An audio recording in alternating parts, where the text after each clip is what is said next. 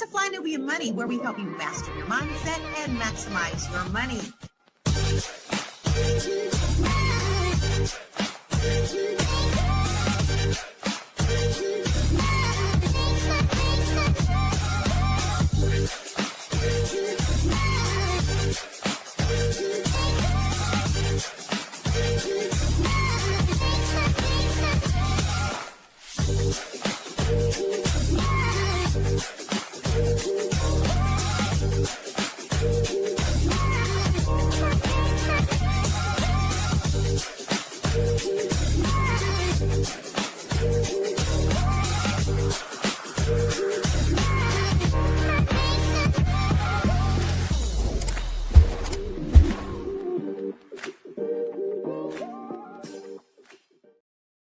Happy hump day, everybody. What's up, ladies? What's up, my black queens? How y'all doing today, sis? Good. Yes. Well, listen, it's Wednesday, and welcome to Fly Nubian Money, where we help you to master your mindset and maximize your what, ladies? Your what? Money. Yes, ma'am. Now, today we are talking about something that has been stirring up a lot of conversation and controversy online, y'all. The moments when pastors go too far. When the offering plate turns into pressure and giving stops feeling like a gift and starts feeling like a demand. We got a clip of Pastor Marvin Winans recently. It went viral after he scolded a member for donating $1,235. That moment brought back conversations about money and accountability in the church, including when Pastor Marvin Sapp once told the ushers not to let nobody leave until $40,000 was raised, y'all. So today we are just asking the question, we just broaching the question, when did giving to the church stop being an act of faith and start feeling like a financial transaction? We're going to talk about the differences between generosity and guilt and why the heart behind giving matters more than the amounts. Now, first, I want to introduce you to some of the dope ass queens that we have on the channel. We got Dr. Sabrina, Dr. SEW. She's a life and legacy strategist, baby. Yes. And then we got Dr. Charm, who is a psychic medium. She is a real estate agent. A doctor, and what else you do? She a psychic medium? Comedian. And I said a stand-up comedian. Oh, shoot, I missed this. I wasn't paying attention. Tell you a joke, deliver your baby, and sell you a house, and do some other shit too. And she talks good too. So what's up, Dr. Charm? How you doing, sis? I ain't seen you in a minute. Great. I'm beautiful. And then we got the B.Big.Coach. Hey, the B.Big.Coach. Hey. We need some therapy up in here after dealing with the foolishness going on up in the church. And then last but certainly not least, my homegirl, my sister from another Miss Black Hollywood. What's up, baby? What's up, ladies? Good morning. So, y'all, did anybody happen to catch the video that we are talking about the backlash that the good pastor, and everybody knows, if anybody doesn't know in the audience, in the chat, Pastor Marvin Winans, he is a part of the mighty Winans family, and he's the pastor, the bishop of the Perfecting Church in Detroit, Michigan. So, and I love his first CD, the Perfecting Praise. Y'all ever had that CD, the Perfecting Praise CD back in the days?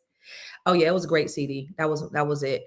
So I've in the past admired Pastor Winans, but I don't know. This was some foolishness. Let's take a look at the video. I normally like to get your reaction before we look at the video, but I want to look at the video and then I want to get your reaction.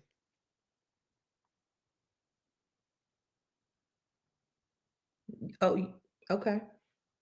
I, Roberta McCoy, given faith and stand in unity with the vision of Perfecting Church of sowing this seed of $1,000 plus $235 and receiving the blessings to come to all that participated. Now that's only $1,200. Yes. Y'all not listening to what I'm saying. If you have 1,000 plus 1,000, Okay. Well, I'm gonna work on the other 800. Well, that ain't what I asked you to do.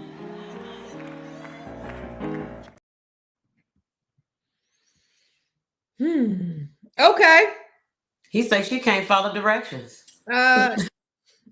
She clearly didn't know how to follow the directions. I mean, just on so on the first reaction, I want to ask you, Sabrina, you a woman of faith, right? You belong to a church, you got a good pastor? Are there any? Wow! Shots fired. Bang, bang, bang. What did you think when you saw this? I don't know that I was surprised. I'm gonna be honest with you. I grew up in the South. I've been in church all my life, and I've seen some stuff. I mean, I've literally been in church where in services where it's like, well, we raised $500, but we need $7, so y'all gonna have to go in them pockets and come out with some more. I mean, I'm from that era, so I can't say I'm surprised. I am disappointed though, because there's so much going on right now, and people are struggling. And just, I mean, what my reaction was the unmitigated audacity. Unmitigated. I'll take the 1,200. Send it to me, sis. I'm okay with that. He said, "I ain't asked you for 12. About the 8. This ain't the 1,200. This wasn't. I ain't asked you for that. I asked you 2,000. Yeah. Who are we? Who are we to tell people, you know? Or like Andrew Caldwell says, who are me to judge? Y'all remember that? Who are me? Anyway, Dr. Charm. At first, when I saw it, I was disgusted because I was like, $1,200 is a lot of money to be given at church, especially all in one lump sum. But then when I did hear the background that line was supposed to be for people who were given $2,000 and above. So then I questioned, like, why would she stand in the line for $2,000 and above if she came with $1,200? So was this attention-seeking behavior? Because she could have just not gotten in that line. I think his reaction, though, could have been way more diplomatic, and just a nice and kind thank you for the $1,200 would have sufficed. I want to show the instructions, because I don't think the instructions was as clear as what they're trying to say now. And then did you get Fred Hampton? Fred Hampton. Fred Hampton. Fred Hammond. Fred Hampton. Did you get Fred Hammond's response when he was trying to clarify it? He just made it more confusing. Did you see that on Shade Room? I did. Give me a second. Give me 1 second. Right. You want me? Are you ready? Are you gonna get everybody's reactions and then go to it first? As soon as Dr. down, I want to get everybody's reaction. Dr. Felice, what's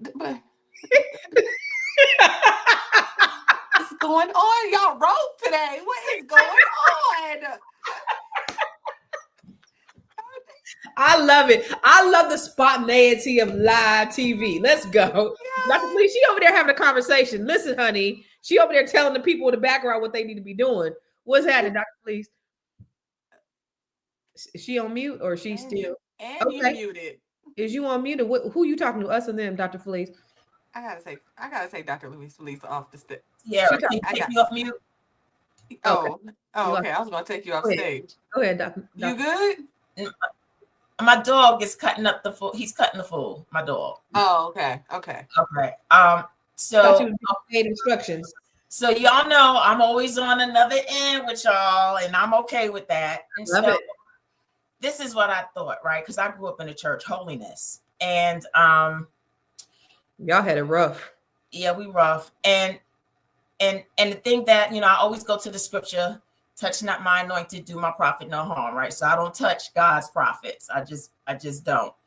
And then second, I didn't have full context, right? And so if you read in the Old Testament, God would give specific instructions to his prophets for his people.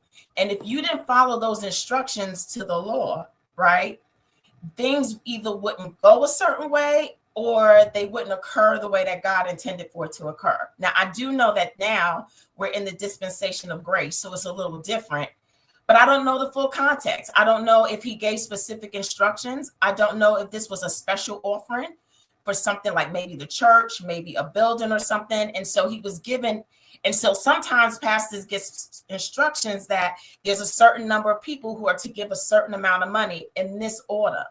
And so if that was the case, then she didn't follow the instructions. It had nothing to do with whether or not he didn't accept or wasn't grateful for what she was given. It's just that if he is the head of the church, and pastors have a way bigger accountability to their congregation. This is just my opinion. Like, I just think that I don't know what he got from God, and that's why those were the instructions. And so that's where I'm going to stay. So I didn't have any kind of like, ooh, from it. I do know it was from her heart. So regardless of how we feel, God saw her heart. And so she's okay in that sense, that God saw and recognized her heart. Now, as far as, you know, whether or not he gave instructions, then she possibly didn't follow them. Dr. Felice, I love you. I love your heart. And I just want to respectfully say that Black people are always going to find a way to give a pastor an excuse. Black folks is always going to find a way to give church people some. Church Negroes be the worst Negroes. I don't care. That was inappropriate and out of order. But also you, Dr. Sabrina, down there, because you know what you remind me of? When I used to argue with my ex-husband, he wouldn't even listen. He'd just be like this the whole time. I'm like, you're not even listening to me. I just want to know if Dr. Felice was the first lady in her past life. I mean, I disagree, because I don't believe pastors are the head of the church. Christ established the church. Christ is the head, not man. And that's why I think a lot of us are kind of screwed up, and we get so disappointed in man and what man does. But that's not my belief. And I don't think that people have a right to tell me what to give to God, because just like he speaks to other men, he speaks to me too. So I don't think anybody has that right to tell me what to do. My Bible says, and I'm coming from New Testament, as a man purposes in his heart, that's what he is supposed to give. So for somebody else, just because you tell me, you instruct me, and I don't read that in my Bible where anybody is supposed to instruct me on what to give. I give from my heart. And I think that's what messes people up. So I can't defend anybody. Dr. Sabrina, if you go to Pastor Marvin's church, you will be obedient and you will comply, or you will not be a member. That's okay. And I'm okay with that. I'm okay with that. I'm okay with not being a member. I don't have to be included. Oh, Jesus. I like me better like without all that light, and I was too light anyway. Oh my God. All right, Miss Black Hollywood, what happened? You know, well, I just saw things falling and all of the things. Okay. So talking too much shit. Just rogue. Everything is just it's falling apart. You know, I hear I've seen all the videos. I went down the rabbit hole, and I am someone that goes to church faithfully every Sunday. I sing in the choir. I am a part of a celebrity church, right? Warren Campbell is my pastor. First Lady Erica Campbell is my first lady, right? And it still doesn't feel like this at the church, right? There's never a day when I'll get up and give an offering, and I could ever imagine Erica Campbell saying, in all of her celebrity, saying, take it. You're just gonna accept it. Like, I feel like it felt like she, first of all, it just felt humiliating. I was humiliated for her. I was like embarrassed for her. Now, I get like there's a $2,000 line, which is out of control, and then $1,000 line. But I listened to the instructions, and it was like 1,000 plus 1,000, 1,000 plus. Like, I could understand how Miss Roberta got up and was like, I'm just sowing my seed. I just want to give. I just felt like his heart just wasn't postured for her, and it came off really cold and rude. And I think that's where the distaste came from for me. It was just the distaste of it all. It's like sometimes I feel like we can be a bit even, and I watch this even on our own show, right? When people are a little too like out of touch with what normal people are going through, and it's just like, just do this. I mean, all you had to do was like, I hate that. Like, even on our own show, sometimes I want to make sure that we're still we still have a relatability to what people are going through, and we're not just talking over people. And I feel like it was a moment when he kind of was talking and kind of like projecting over her when it didn't need to be. Can you imagine though, that this is probably something that happens quite frequently? Mhm. Just one incident of this happened. We're going to talk more about it when we come back from the break, because there's so much more to talk about. Let's go. All right. It's a good show right here. But I'm biased. If you are just tuning in, you are watching Fly Nubian Money, where we help you master your mindset and maximize your money. My name is Tiara Williams. I'm also known as Miss Black Hollywood, and I'm the proud producer of this show because it is lit. If you want to receive notifications for when we go live Monday through Friday, 1 to 2 p.m. Eastern Standard Time. All you have to do is text the word Queens to 87948. That's Queens to 87948. That's QUEENS to 87948. Also, if you want to grow your money and not blow your money, all you have to do is go to flynubianmoney.com. There's all kinds of resources, there's courses, there's free giveaways. There's just no reason to be broke in 2025. All you have to do is go to flynubianmoney.com. Obviously, you don't want to be entertained here. You want to know enough to grow. Wait, I need to put that on a shirt. You got to know to grow. Got to know to grow. So no. We're going to do this a couple of ways. Those that have the 1,000 plus 1, that means you're coming with your 1,000 that you're giving, plus you've asked someone else to give.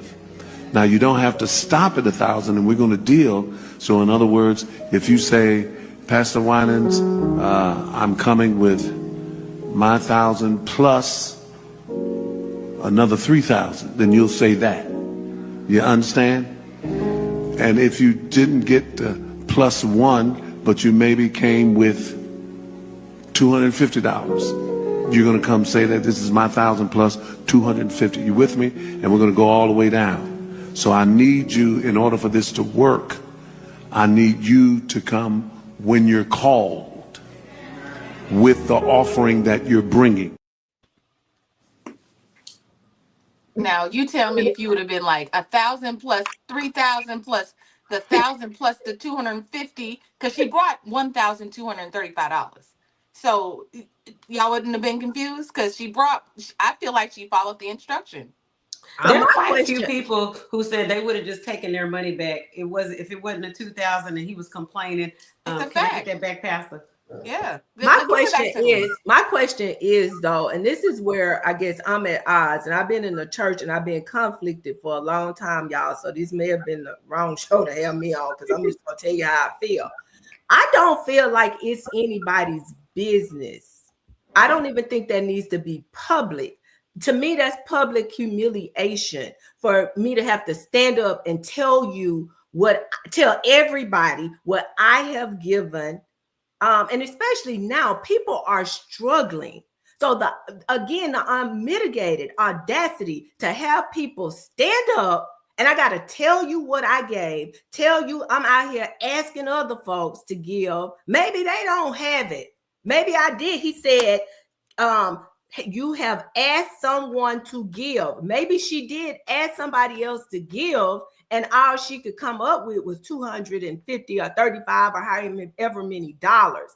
But I just don't think that's necessary. Right. If the point was, well, as I understand it, it's a building fund, just say, okay, bring your offering. We put it together. The committee goes in the back room, count it up, and then we make acknowledgement to the congregation of how much was given or donated. Together. But to have people stand up, and I got to tell you, I got to come before the church and let the church know that ain't right. And that is not Bible. I don't care what nobody says. Show me the book, Bible.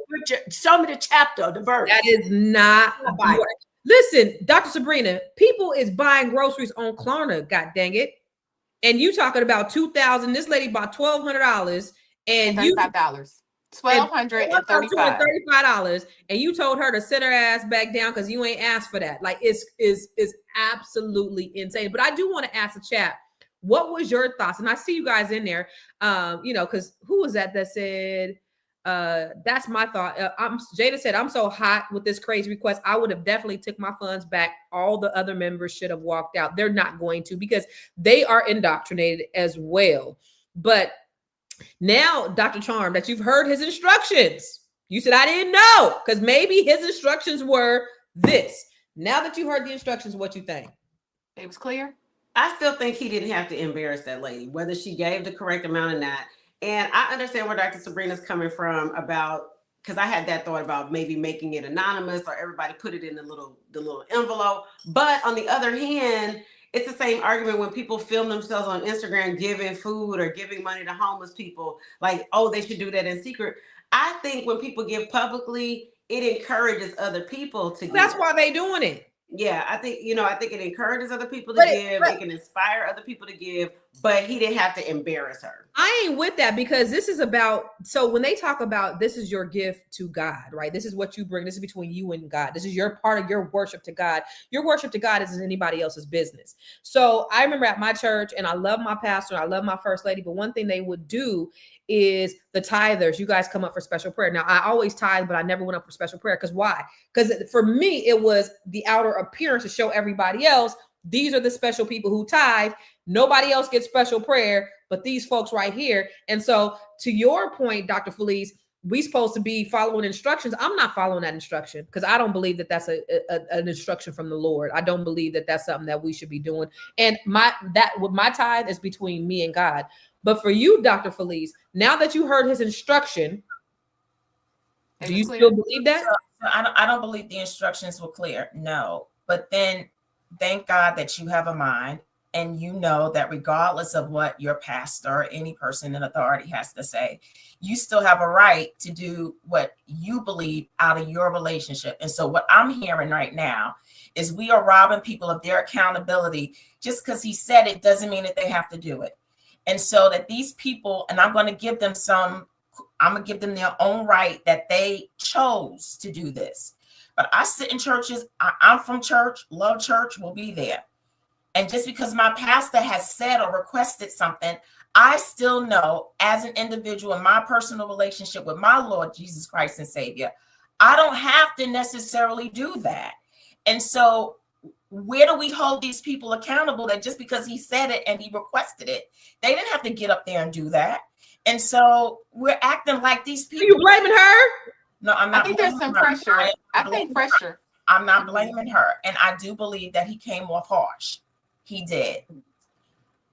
And I also believe that the instructions were not clear, but I don't touch pastors, right? I let God handle them in their own personal relationship. I personally don't touch them. By any means, y'all can touch them as much as you want to.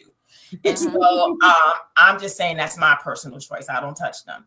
And so what I'm saying is that it did sound rude. The instructions weren't clear, but I'm also holding people accountable that they have their own relationship with God. And if something doesn't sit right with you, you do not have to do it. That's okay. First Lady Felice. Black Hollywood, Tara, what's your thoughts on the instruction? Yeah, obviously, I didn't think the instructions were clear. Like it didn't make sense. When he got like 1,000 plus 1,000, and then if you're giving somebody that's gonna give you 1,000, and then even if you have 1,000 plus 250, then come on up, right? And she said, "I got 1,000 plus 235," and right.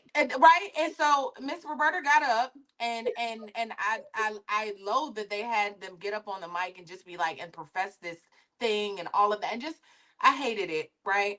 But I do think I think we should also add something to this conversation. We talk about responsibility of people, but I think that a lot of single Black women kind of live in a bit of a psychosis when it comes to church. Like I go to church and I see people will put everything on Jesus and everything on God, and they so be married to Jesus. I mean all of it. You get a person that is like in that state, where they will literally rob Peter to pay Jesus. They will do anything that they can to be, for the prosperity gospel of it all, right? You give me this, I'll give it back tenfold. I'm gonna take my rent money and give it to the church. After she professed, here's what I have, she said he made her feel bad, and then she said, I'm trying to come up with the other 800.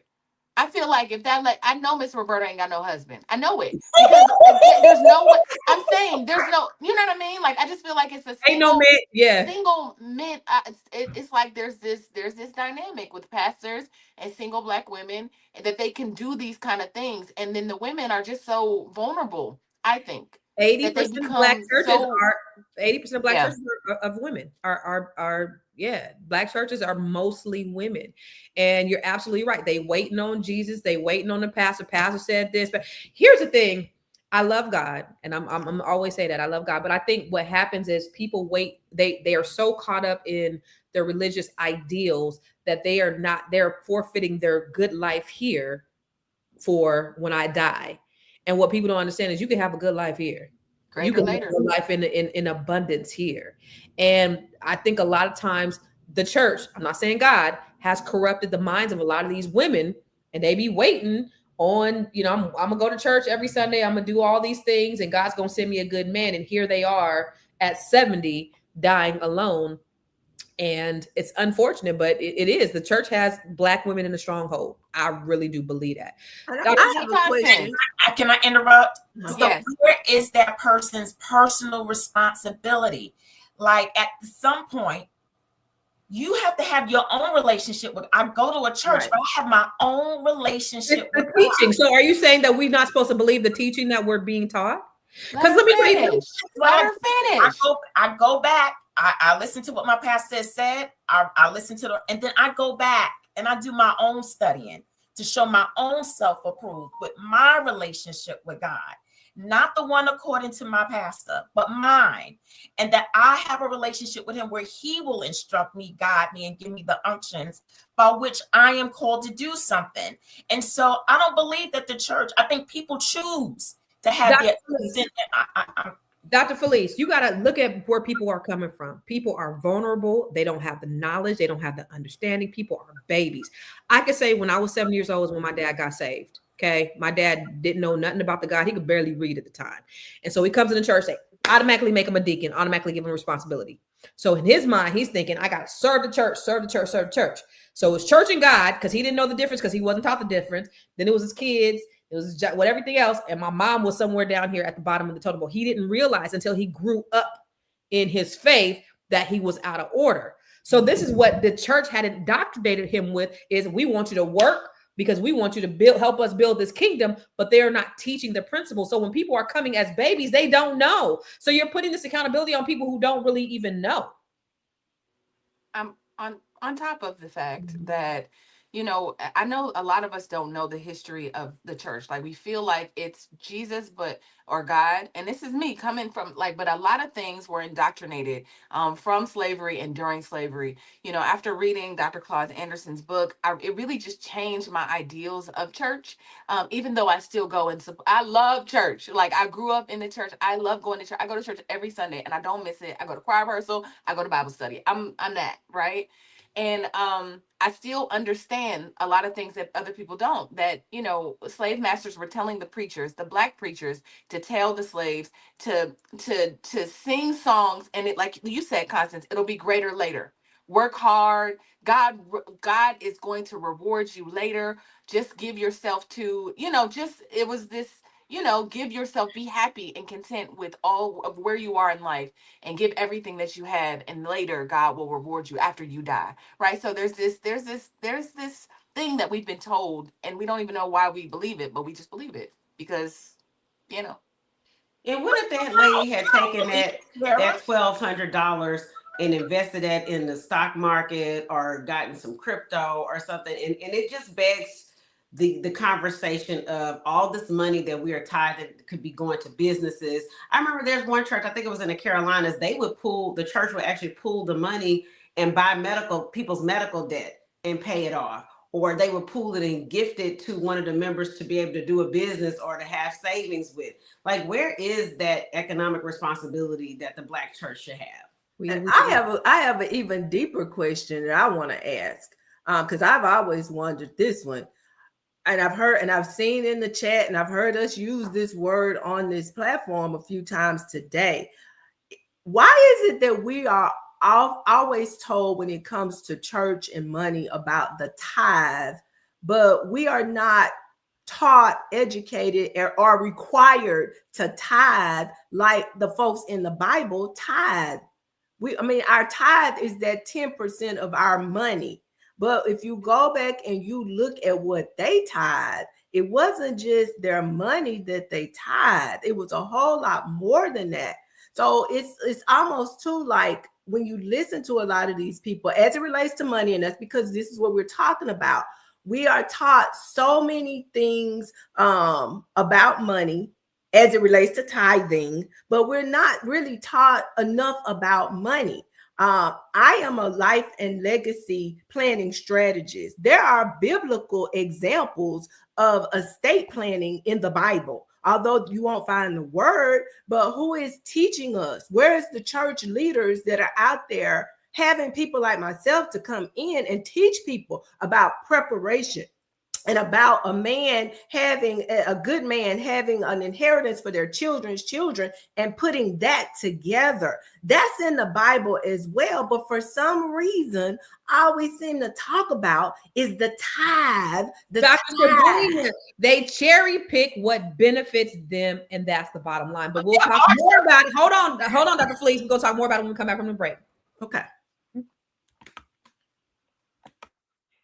I know you're busy, you got things to do, and you can't take us on the go with you every single day. Good news for you. We are now on Spotify. So if you can't watch us, now you can listen to us on Spotify. Search Fly Nubian Money and all the episodes shall appear. All you have to do is like, subscribe, leave a 5-star rating, leave some comments, tell people how you love us, so that when other people come along and are looking for a great show to watch, they can find Fly Nubian Money too. One last thing, and just in case you've been sitting under a rock, Fly Nubian Money now has an investment club. We are the Fly Nubian Money Club. It's easy. All you have to do is go to flynubianmoneyclub.com, and I am committed to bringing in top experts from all industries to help you level up. They're teaching us the skills that we need to compete in this market. We often say that nobody is coming to save us, not the government, but guess what? We're coming to save us. I'm coming to save you with the Fly Nubian Money Club. So listen, all you have to do again is go to flynubianmoneyclub.com. We have a 30-day free trial set up just for you, just for those people that are struggling. Even if you ain't struggling, you ain't got to struggle. I'm coming. In that viral video, Right. He did not rebuke you. He absolutely did not rebuke me. Now, there's a difference. There was a correction, because let me clearly state that Pastor gave instruction on the lines to get into. I was calling because the whole church was giving, and it was our day of giving, and the whole church was coming, and we didn't want people standing, the mothers and all that, so I was calling them by increments. And we had someone that had given out of before, and I corrected it, and I told everybody to listen and come when you call, and that's all that was. Again, one thing Black is. Oh, he's humble. Oh, he's so humble. Oh, he's been humble. But one thing Black folks gonna do is give the pastor a pass, baby. Dr. Felice, you were saying we were getting ready to go to break, you were responding. There are churches now who are doing a lot about financial literacy in their churches. I just looked it up.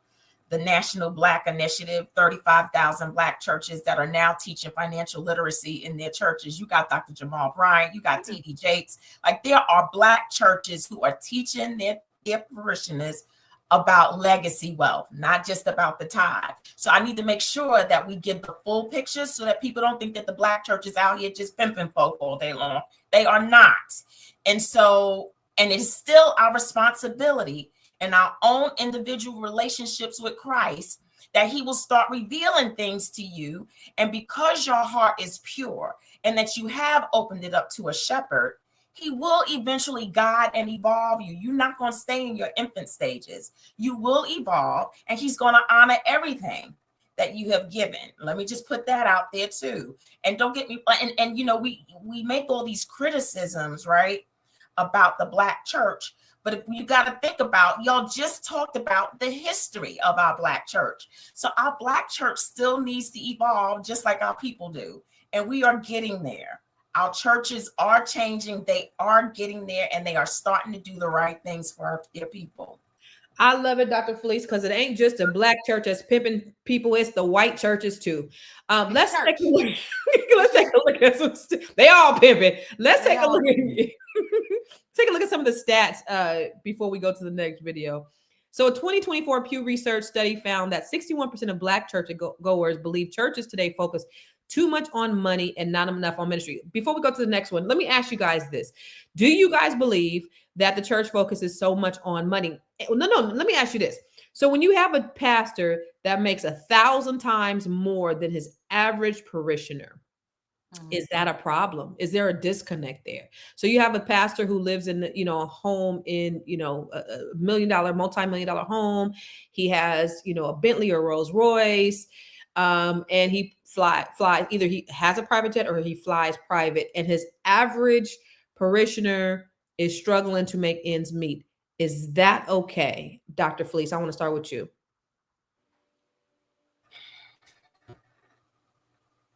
Shame the devil. Shame the devil. Tell the truth and shame him. I don't know. I'm gonna have to pass on that. No, because I don't know. Like I can't answer that. Like, so if it's only from the tithes of their parishioners, that's where they're getting their income. Because a lot of pastors that I know that I've seen that has all of this, they've got book deals, they've got production companies, they've got businesses that are very profitable that contributes to their bottom line. And I don't believe that it's solely based upon the congregation's tithe that they're able to fly jets. Yeah, so you think about TD Jakes. He doesn't take a pay. He doesn't take a salary from his church. He gets his money directly from everything else. But there are pastors who do. So I'm talking about the pastors who do. You're gonna have to go to the other people. She said she's not gonna talk against. I was just trying to make sure that we were clarifying that we weren't talking about the folks who make money in other ways. What about you, Dr. Charm? What do you think? About these pimp preachers? If that's what you want to call it. It's just, to me, it's like every corner. You can go in the Black community and you see a church on every corner, but do you see Black-owned businesses on every corner? I just think we have a dysfunctional relationship with the church. I think we're guilted into tithing and so forth and so on. No one should be in a position where their rent or their utilities and things are not paid, but the church is paid. It's ridiculous at this point. And the prosperity preachers, it's like every other month there's a new story. Creflo Dollar asking for the jet. Marvin Sapp locking the church doors. Like it just comes off as greedy, and you don't really see this outside of our community. Oh, you do. It exists in Christianity as a whole, but it's just but it's just amplified, I believe, in our community. Amplified, but it's amplified, and it also is dysfunctional because they may have prosperity preaching in the white community, but the white community has higher amounts of wealth than we do, and so it makes no sense for all this prosperity preaching in a community that has an average net worth of $1,700. I can dig that. You're right. Miss Black Hollywood, what are your thoughts? Do you think that it is okay for a pastor to live 1,000 times better when he's just solely getting money from the tithes and the offerings? Well, I don't believe that pastors are solely getting the tithes from just the church, right? Like if you haven't met, I just don't believe it. I like what Dr. Felice said about them having all types of deals and other things in place and getting money different ways. Because I know that for the most part, I ain't seen our first lady in like 2 months because she just been on the road and doing different things, and then I know that all of it isn't coming from the church. But what I will say is what I think is good if pastors like that share their process with their parishioners, create programs within the church, just kind of like open that up so they're not the only one eating. Because here's the thing, if I'm the richest person in the room, I've failed everybody. right? And I'm the only one that's rich out of all of my community. I failed everybody in there without like sharing the knowledge. This is what I did. Here's how you can do it. Also, and not in a way where it's like, let me take all of your money and show you, but not show you how to figure out how to make money. It's just that is my opinion on it. I just think that in most cases it's not like this. Like I think the TD Jakes and Marvin's Winans and all of them are kind of an anomaly. Like most churches are small or medium sized. They're not living on, flying jets. That's a small percentage of our pastors.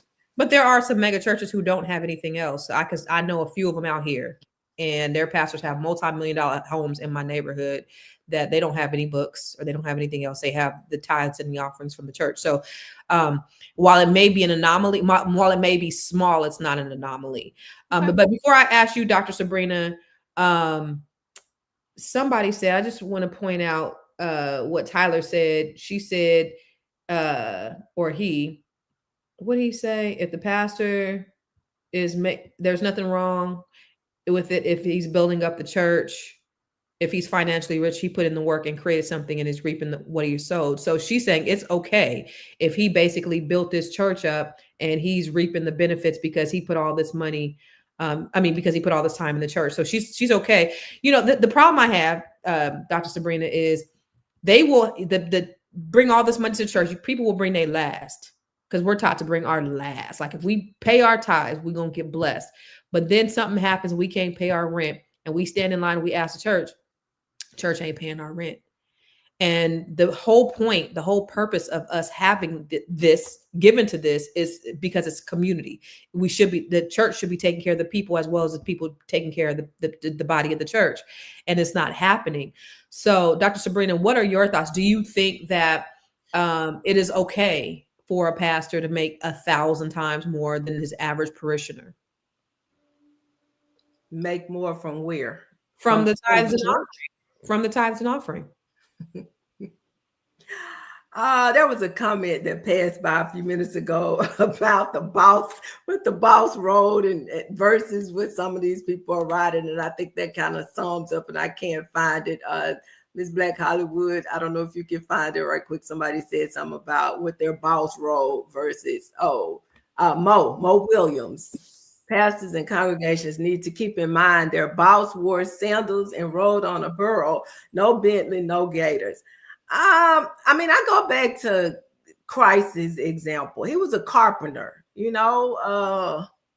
chances are when he was going out and he was going around, he probably wasn't making, thousands of dollars more than people, other people. You had the disciples. A lot of times they were fishermen. Chances are they probably were not. I have heartache with that, you guys. Call me biased or whatever, but I have seen what you're talking about play out, Candace. Constance. I don't know why I'm thinking you're Candace again today. Constance, seen this play out where churches, pastors literally take advantage of the people. Now call it, and I agree with you, Dr. Felice. A lot of it is on the people, mindset and this, that, and the other, but I still think it's taking advantage of people. And that's just my personal opinion on that. Yeah. Respectfully, Tyler, it's okay for a pastor to live 1,000 times better if he's created a following and built up his church. I think she's what's wrong, or he's what's wrong with the Black churches, because we will give these people any excuse to live any kind of way and do any kind of thing because we've been so church indoctrinated. Let's go to some more stats. Yeah. Okay.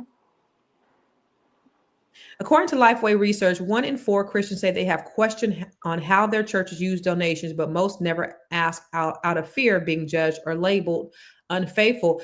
Dr. Sabrina, do you care? For me, I don't care. Like after I give it, after it leaves my hands, if I'm somebody on the street, if they go smoke that shit up, that's on them. I gave with a cheerful heart, but I do. And the reason why I do, Constance, is because I pass by the streets and I see people on the street. I see that weekly. Okay. I'm in a state where a few months ago, a woman gave birth on the sidewalk. It does matter to me what's being done with these funds. We have a state of emergency here in the state of Mississippi. Babies are dying out the Watusi. Black babies, over 3,000 have died so far. It matters to me what they are doing with these funds, because there are things that our community need to address. We can't sit back and wait on anybody else to come save us. So the church is really where we have the ability to pool our resources together in masses and have the greatest impact. Yes, it matters. It matters whether the person is, going on trips and buying bags for their wives and all of this foolishness that I have seen. I don't know about anybody else, but I've seen this stuff done. It does matter. Dr. Shar, what do you think? Does it matter to you, dear? Jesus wasn't flying around in no jumbo jet, Creflo Dollar. He drove the money changers out of the church. I think we have lost sight of the original message of Yeshua in this. The churches now, and the message that's being spread reflects this capitalistic, materialistic culture. It's just a reflection of the culture as a whole. And I don't think it's going to change really until this culture changes. I'm so glad that you said that, because I 100% agree. It's this rugged Eurocentric capitalism thing that we're in. And this is the reason why they play into it. Everybody want to be rich. Dr. Felice? So I think when people search for churches, they should do their research, right? I've been a part of 2 really great churches here in my area.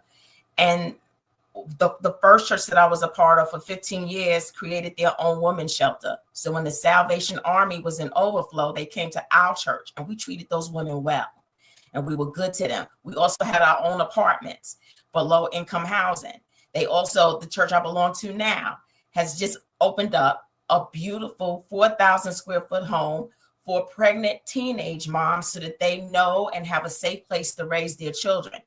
And they're also building a new church for the new millennial age so that they can have the state of the arts and worship God the way that they know to worship God. So you got to do your research. There are churches out here that are doing the work, that they are taking care of their local community where they are. They are doing that. And so go ahead, find those churches that are taking your money and they're pouring it back into their communities in tangible, real ways. That's who I congregate with. I'm with you, Dr. Felice. Don't give if you ain't did your research, because I'm not going to give and then got to worry about if they're doing the right thing. I'm not going to give to somebody who's not doing the right thing anyway. So once I give to you, I'm going to trust that I've done my due diligence and that you're going to do what the evidence shows that you've done. That's where I'm at. I don't want my tithes going on the First Lady Birkin bag when I can't even get me a Gucci or a Poochie. Okay, ooh, not a Poochie. Miss Black Hollywood, do you care? I'm gonna say this. From the lens that I give it is to God. Almost like I'm giving, like my heart is giving. I'm thinking like once I give it over, it's coming from my heart. It's a percentage of my income, that 10%. But on top of that, I may myself take that 10% 1 month. And Lauren and I do this with my daughter. Like every Tuesday, we'll find somebody to feed. Right? It might be at the gas station. It might be when we getting off it just whatever my spirit says, or I'll let Lauren pick the person out, and we'll go either buy them food, or if they're like, I don't have no money for this or whatever, I'll just make that the thing and have Lauren give the person the food, or I tithe in different ways. I don't always do it that same way, but once I give it over, I'm praying that God, what we say every time we give an offering is it's not a debt I owe, but it's a seed I sow in Jesus' name. And so that's what we say every time we give offering. It's not a debt I owe. It is a seed I'm sowing into the kingdom of God. And whatever comes back to me, it's never monetary, but I feel like every week I'm protected. I feel like that exchange with God there is a part of me that like I'm willing to put some skin in the game and fund God's house, right? Like keep the lights on where I go and I praise God every week. So I don't know. I just think that you can't just come and not expect to give something. It don't have to be your rent, but give something to the house where that fuels you, that feeds you. It's like another, I give where I'm fed. So I think of it like that. But that's another question I have for you, Felice, since you're very churched. Are there is there a substitution for the 10% that you bring to the church? Because she says that she gives based upon, like she'll give to charity, she'll give to this. Is that a substitution, or should that be above and beyond? Should that 10% go to the church? But before that, see, this is the problem with they believe anything. Problem is people go to church, donate, and feel like they've done something for the community. Maybe stop looking for a church to do for the community and begin to do it for the community. Why don't the church do stuff for the community? But anyway, I digress. The church That's the purpose of the church. That's the purpose of the church. Anyway, this must be a pastor that be taking everybody money. So Dr. Felice, is that another form of tithes, or should that be above and beyond? So I think you give what you have, right? So when we saw evidence of people, like one lady gave from the alabaster box, she gave from her the perfume that she had. What you have and what you have to offer, that's what I believe God will accept. It is your heart, because people are giving 10%, but their heart's not right. Well, He's not doing anything with a heart that doesn't really feel or want to give. And so I think it really counts about how your heart is. Whatever your heart is to give, and you doing it cheerfully, I think that's what you should give. Not grudgingly or out of necessity, but what? Cheerfully. We got a lot of things. We got a lot of things to do. I got some other things for you. All right, let's go. We almost over. So you want me to? Let's go. Let's go. Okay. So let's read through the rest of the stats. I gotta crack the whip today. Crack the whip on me, baby. All right, let's see. So megachurch budgets can range from $10 million to more than $80 million annually, yet fewer than 10% of the churches share public financial reports with them. They don't have business meetings. That's crazy. All right, what's the next one? Okay. Despite controversy, many churches still play a major role in community support, charitable giving, and disaster relief. The challenge is finding the balance between genuine generosity and financial accountability. All right. You have some comments? You want to go? All right, let's look at some of the comments from the controversial video. Okay. So y'all can show the same video from beginning, middle, and the end, right angle, left angle, front and angle, or back. It's still not justifying this behavior, and God is not pleased. Tyler will say something different. I don't care who chopped it up. She gave that what she could give. So to me, his reaction as a leader was still, in my opinion, out of pocket. And Fred Hammond thinking that it's okay is also delusion. That's the church. It's Tyler. You want another one? Or you want to go somewhere else? Okay. Let's do another one in the video. He literally said, if you have 1,000 plus, then say 1,000 plus. That's exactly what she said. He explained it and said, if you only have 1,000 and someone gave you 200, then say I have 1,000. Yeah, he did. It was so confusing. That's what he said. But then to get on the news and then try to justify the shit is crazy. All right, let's go. What I was trying to tell her was that I really just wanted her to me. Oh my God, the manipulation is so real. It's blindly following these leaders. It's not acceptable to me. And see, I'm Christian now, but I spent 10 years as a Muslim, and they didn't have all this emphasis on tithing. Like for Islam, I think you give like 1%, and it's like one time a year after Ramadan, after you fast. And it really took me out of that disordered mindset, I have to say. I really do. And the church I support here in Atlanta, it's one of the small, little old Black churches, and you see where your money is going. I just like to be places where I see where my money's going. Amen. Let's go to the next video. Okay. Here we go. Anonymous, stupid. I was laughing at him. And they understand the cost that is involved. There's 1,000 of you. I said, close them doors. Ushers, close the doors. Close the doors. Close the doors. It's 1,000 that's watching online. This is a small seed. If I get 1,000 online to give this, if I get 1,000 in the sanctuary to give this, that's $40,000 tonight. Now, everyone up here, we've all sowed and seeded, but I need everyone standing up here with us, with me, to plant a seed of $100. Because again, it costs to sit up here. And this is what I need you to do. If you're giving electronically, or even if you're giving tangibly, I'm gonna have y'all come to the altar and give it, because I need to see 1,000 people moving. Bring them baskets. I want the baskets up here. I want to see the folk. Y'all start moving. Y'all can bring it right now. Come. 1,000 people. I hear the voice. 5,000. I'm doing this over the, because I want them to see this miracle. If you will sow 5,000 right now of the 18,000, God is going to release wealth on you. You're going to get an increase. And it's not going to be later, it's going to be soon. Hallelujah. In Jesus' name. You that come on Facebook live stream and just push and have these miracles that's happening on the phone so people can know that you need to call in and get your miracle. Listen, I can pray for you, but I've trained people to pray for you, and they will see the miracles happen in your life. I want you, I don't care if you say, well, I just sold $70 yesterday, or I sow something. If you don't have that much, sow $10. Listen, when a word like this come forth, you need to act. I cannot.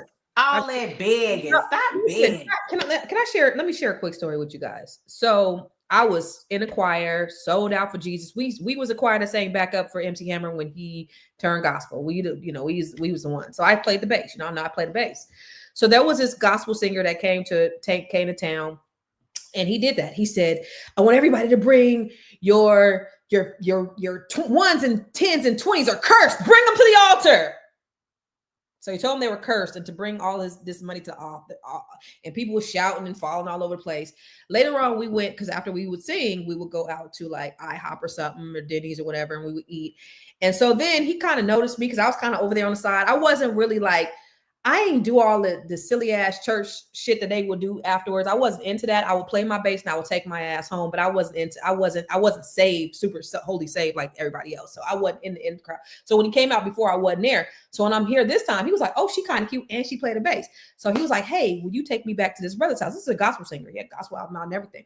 So he takes me. We go to this, we're going to this house. We're in San Jose, and he goes, "Hey, can you go up to the mountains real quick?" He just got done preaching and, falling out and cursing the money. And he's told me to take him up to the mountain so we can go out and look over the city of San Jose. So I was like, okay, I'm 18, 19 years old, right? So we get up there. This man, now he's all over me. And then he grabs my coochie like this, because I wouldn't have sex with them. So I'm thinking, oh God, I feel like a Jezebel. I am tempting this man of God, and he's like, hey, baby, please, baby, play, please, baby, play, please. And I'm like, no. So he grabs my crotch like this, I have my Release. And he said, "Lord, in the name of Jesus." That's what this nigga said. Release. Lord, in the name. You say you don't put your mouth on preachers. This is a bishop, and he was slightly halfway famous back then. Lord, in the name of Jesus, if Nisi, let's call me Nisi, has sex with anybody else before she has sex with me, let her get pregnant on the first try. And he said, better yet, Lord, give her a disease if she has sex with anybody before she has sex with me. Oh my God. He just got done cursing the ones, the fives, and the 20s in the church and preaching the Holy Ghost all over. I don't trust them kind of Negroes. And he tried to curse your coochie. And tried to curse your coochie. The devil is a lie. The devil is a liar. This is the kind of foolishness. This is why I don't deal with church Negroes, because they be the worst Negroes. That's not funny, Constance. I'm so sorry you had to go through that. I mean, I laughed at it, but it was so real. Like, that was what that reminded me of. This nigga just got done cursing the ones, 5s, 10s, and 20s, telling them to bring them to the altar, and then he cursed my coochie after I wouldn't have sex with him. And that's why there's these pastors that are sleeping with multiple people in the congregation. You hear about the one that spread herpes in the congregation. Yeah. See, this is why we cannot follow people blindly. You don't need an intercessory to have a relationship with God. It's helpful to have a leadership, but I got a personal relationship with God, and I got a personal relationship with my Bible, and I don't need anybody in between us. Right. And this Negro had the nerve to tell me when we sitting up there, yeah, Kirk Franklin came we had him at this thing. He was sleeping with all the girls because he was sleeping with all the girls. This guy was sleeping with all the girls in my choir. He tried it, but I don't know if this really happened, so I can't say. But this is what he told me. But this is what he had done, because he had been through all these other girls. And then, he was like, "Oh, she cute and she played the bass. I want her next," because he had been through all of them. That's Curse my coochie. Anyway, we're gonna do our final thoughts. Dr. Sabrina, are you okay? That transition was that segue was something. It just brought that last guy just brought back bad memories for me. And I wonder what he did with that cursed money that he cursed. We got to get Dr. Sabrina out of here. We put some holy water on We it. were so young and dumb and vulnerable. That's why anyway, Dr. Sabrina. Oh shit, we lost one. Dr. Sabrina, go ahead and do your final thought. Release. Relax, relate, release. This has been one, you guys. Thank you so much for participating today. This has been really interesting. What I will say, I do agree with all of our panelists today. And I think we have to be mindful just because people are clergy. It does not mean that we should blindly follow them. We have our own minds. We can form our own relationships with our God and use our best judgment. At the end of the day, no matter what type of instructions that others give us, we have a responsibility to be good stewards of that which has been entrusted to our care. So with that being said, I'm going to let that be my final remark, and I'm going to pray for you and your cursed coochie constant. It ain't curse no more. That's it. I am Dr. Sabrina Edmund Williams, educator, author, and investor, and prayer intercessor when I need to be. I'm sorry, I'm cutting up over here. This has been good. I am a life and legacy planning strategist. I've said it once, I've said it twice. October is National Estate Planning Awareness Month, and we have got to start thinking forward about our wealth and passing on our wealth to future generations. I can help you if you will allow me to. My handle is down there right by my name at I am so noted. That's I am SEWNOTED. It's been good being here with you today, Queens, but I gotta go. Bye. We love you, Dr. Sabrina. Enjoy. All right, Dr. Charm, what are your final thoughts and where can we find you, lady?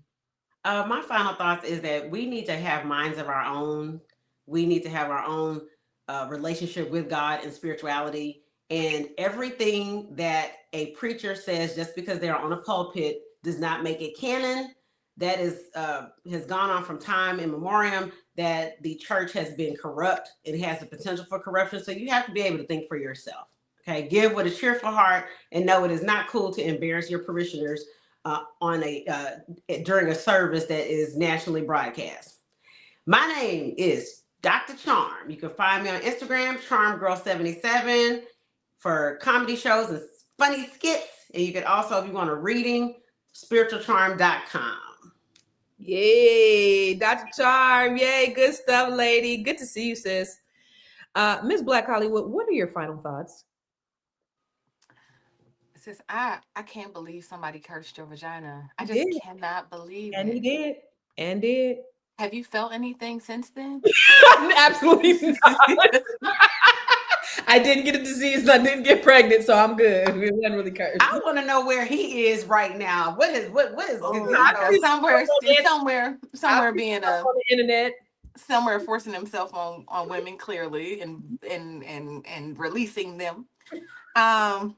Yeah, as a woman, and I'm gonna just say this, as a woman that goes to church regularly, like I said, I love God, but what I love about my relationship with God is that it's personal, right? When I go into the church, I allow the church to usher me into a space where I can connect with the God that created me, right?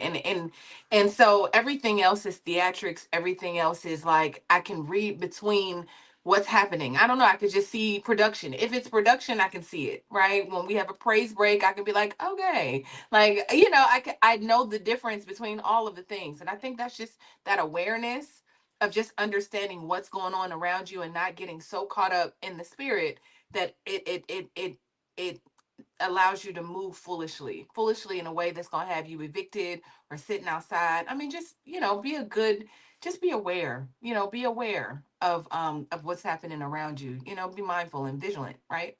So I would just say that my name is Tierra Williams. I'm also known as Miss Black Hollywood. I'm also known as Karma J. It just all depends on the day, baby. I am I am a story selling expert. Also, I have a launch lab right now that I've started interviews, which have been very interesting for our launch lab. We are taking 12 entrepreneurs and taking them and getting their new business off the ground before 2026. So if you are interested, go to missblackhollywood.net. That's missblackhollywood.net. Set up an appointment. Yay. Thank you, Miss Black Hollywood. Yay. Say it like that. Thank you. I love it. So I don't know, like, give from your heart and don't worry about nothing else. I think we just really, I'm with Dr. Felice on accountability. I think we should be more accountable to what we do. And like you said, sis, I think that Black women, we're so caught up in church and being churched, and the pastors have really got a stronghold on us as Black women, that we really got to get a grip about ourselves. There's just no balance between, our spiritual walk and our carnal walk. There needs to be a balance. And sometimes we overdo it. Too much of something is never good. And so I think we got to start looking at things from different lenses. These motherfuckers is playing us. And if you stay caught up in the matrix, you will get, you're going to get bamboozled just like that. I think that was a prime example of getting bamboozled. And the fact that she went on the news the next day and took up for it, said a lot about her. And I think you're right, Tiara. She probably is a single woman. I doubt that she does have a husband, because nobody is taking no woman who has a man leader over her is gonna take that kind of foolishness. I think we just gotta do better. And just pray for discernment, just like Dr. Felice said. Where can you find me? Everywhere. I am Constance Carter. I have a new masterclass. It's called Don't Buy a House with Your Spouse. I talk about how to get more, how you can acquire more assets together. When we talk about Don't Buy a House with Your Spouse, it's not about, doing anything separate. It's not necessarily about, us, you preparing for divorce or anything like that, because that's what a lot of people thought. It's really about us building wealth and acquiring more assets together. My goal is to really help us to close the wealth gap as Black people. And I just try to, just introduce different strategies. So if you're interested in the Don't Buy a House with This Spouse strategy, go to buymoretogethr.com and pick up the book in the masterclass. It's all there for you. And I'm excited about it. And hopefully you'll love it and you'll apply it. Somebody said today, don't just be a hearer of the word, be a doer of the word. Okay. Amen. So listen, today's conversation it was a good one, right? At the end of the day, giving should never feel like a transaction. And offering is supposed to come from gratitude and not guilt. It is meant to be a gift, not a grift, not a test of loyalty or a measure of faith. When pastors lead with love, people give freely. But when money becomes the message, the meaning gets lost. So thank you guys to our amazing panel. Let's end with the brother coming out the jet, and just a little sayonara. Well, I actually had a video for that, but you telling me how to run my show. You're gonna tell me. You're gonna tell me how to run my show. Let me do what I say, Tina. Okay, all right. I'm gonna run both. Bless y'all. Bless y'all. And don't forget your tithes, church family. We love you, Pastor. I love you. Every woman can be knocked off. Every woman can be knocked. The coldest pimps in the game. Listen, pimping is the same thing as pastoring. It is like it's very just close. Using it in a different way, and you maybe have a different moral compass, because there are some good pastors, right? It's not all just bad, right? Yeah. But you're convincing people. It's all sales. You're convincing people to do the thing that's in their best interest, or what you're telling them is in their best interest. You sell your kid on why they should go to school and do the thing that's best for them. Hey, don't use drugs. Go in the front of the class. Don't be peer pressured, right? You selling your chick on why it is that she's supposed to be submissive and doing what she's supposed to do. Hey, stay away from your friends. Them hoes is for the street. Go and get some married friends. You're trying to convince them every day on doing the thing that's in their own best interest. So it's no different from pimping. It's no different from pastoring, right? They're trying to tell the congregation why it's important for them to go over to Jesus' side, get salvation, and make sure that you put some money in the collection plate because we got a building fund. But then on the other side of the fence, right, you got pimping. Now, pimping is bad from a moral compass perspective, but the nature of it is the same. You're convincing a woman to be your bottom chick Listen, I got your best interests at heart. Make sure you go out there, collect that money from daddy and bring it home so we can make sure that we take care of the family. Whatever it is that they doing. But understand this, every pimp is still looking to knock off another chick. You just gonna make sure that your bottom chick is staying down with you.